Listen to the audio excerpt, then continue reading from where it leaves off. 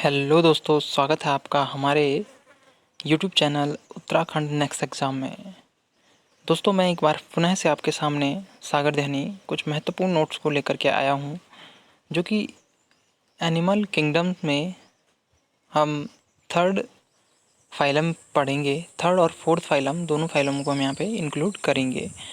तो भाई, इससे पहले यदि आपने दो फाइलम नहीं देखी है तो आप डिस्क्रिप्शन में जाके लिंक को देख सकते हो और फिर उसमें वीडियो को आप आसानी से देख सकते हो कि इस प्रकार से प्रोटोजुआ और पोरीफेरा में कैरेक्टर्स होते हैं, क्लासेस होती हैं। चलिए अब आगे बात करते हैं। हम आगे फाइलम सिलेंट्रेटा की बात करते हैं कि सिलेंट्रेटा की क्या विशेषताएं हैं। सबसे पहले सिलेंट्रेट्स का मतलब समझ लीजिएगा। इस सिलेंट्रेट या निडेरिया, सिलेंट्रेट का मतलब होता है सियोल, सियोल का मतलब होता है होलो, और एंट्रा का मतलब होता है इंटेस्टाइन, यानी होलो इंटेस्टाइन वाले।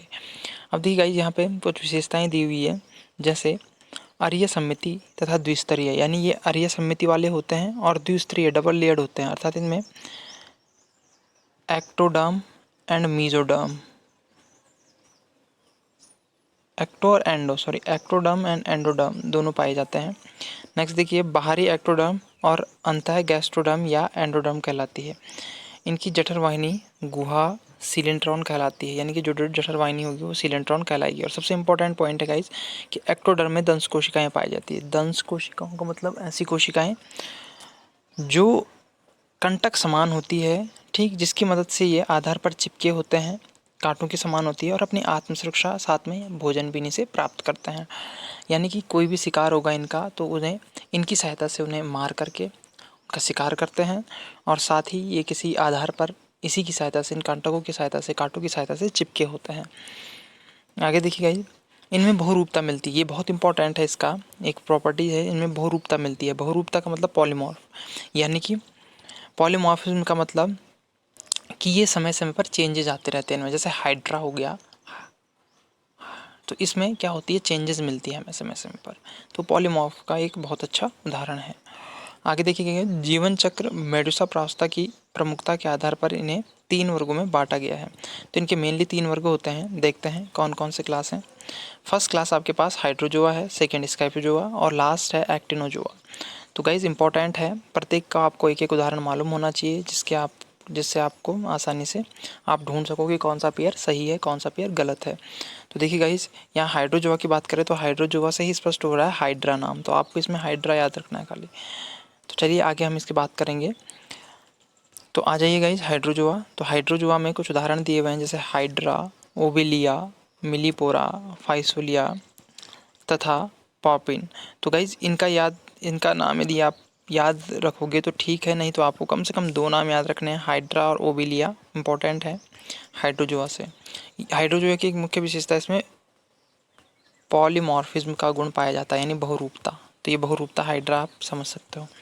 आगे चलिए, स्काइफोजोआ की बात करें तो ऑरलिया और साइएनिया, ये दो, और ऑरलिया और साइएनिया, ये दो आपके स्काइफोजोआ के हैं। एंड द लास्ट इज इसमें एंथोजोआ या एक्टिनोजोआ, जिसमें आपके पास ट्यूबिफोरा और कोरिलियम और मेड्रिक्रियम, ट्यूबिफोरा, कोरेलियम और मेड्रिक्रियम, ये आपके पास 3 इसके उदाहरण हैं। तो गाइज आपको एक एक उदाहरण प्रत्येक में याद करना है। इसमें हाइड्रा याद रखिए, इसमें ऑरेलिया याद रखिए और इसमें ट्यूबिफोरा का याद रखिए, तो आपको आसानी से याद हो जाएगा, आप उसमें पेयर मिला सकते हैं।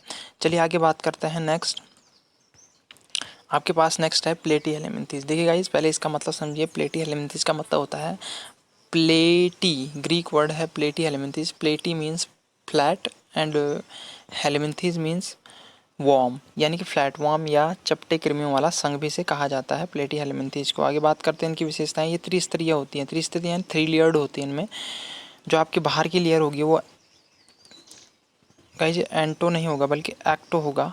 जो सबसे बाहर की लेयर होती है उसे एक्टोडर्म कहेंगे, बीच वाली लेयर को मीजोडर्म कहते हैं और अंदर वाली लेयर को एंडोडर्म या गैस्ट्रोडर्म, जो हमने अभी पढ़ा हुआ था। तो ये 3 लेयरें होती है, त्रिस्तरीय होता है। साथ में शरीर द्विपार्श्व सममिति वाला होता है, यानी बायलैटरल होता है दोनों साइड से, ठीक।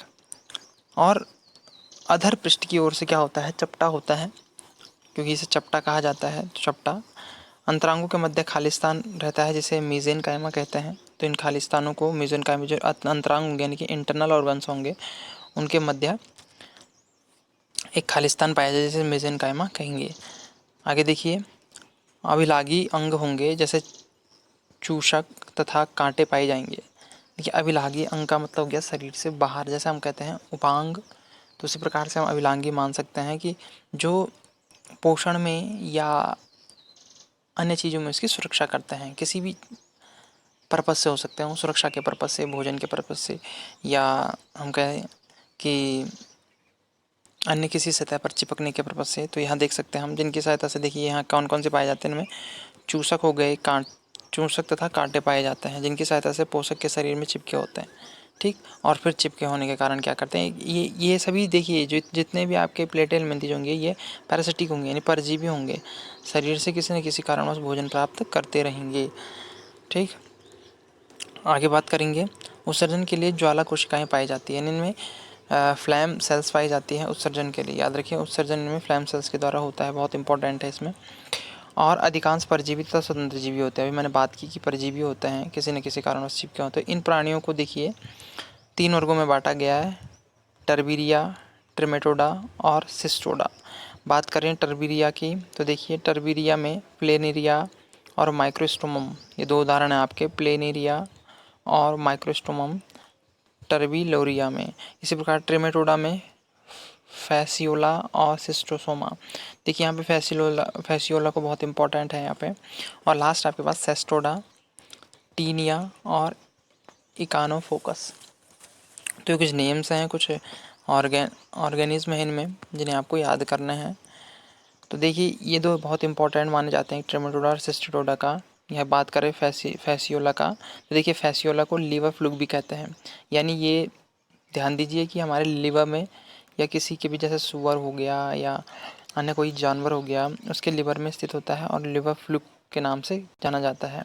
ठीक, और फिर शरीर में रक्ताल्पता और अतिसार जैसे रोग इसके कारण से होते हैं। तो फैसियोला आपको याद रखना है कि फैसियोला ही एक ऐसा पैरासिटिक है जो कि लिवर में पाया जाता है, और वहाँ से क्या करता है, रक्ताल्पता और अतिसार जैसी बीमारियों को पैदा करता है। नेक्स्ट है टीनिया। तो देखिए जो टीनिया है, टीनिया सोलियम, ये आपका टैपॉम के नाम से जाना जाता है, और इसकी उपस्थिति में पेट दर्द, रक्ताल्पता और तंत्रिका को प्रभावित करना इसका एक मुख्य गुण होता है। टीनिया सोलियम फ्लैट के आकार का होता है, तो आपको ध्यान देना है गाइज। तो इसी प्रकार से हमारे साथ बने रहिए।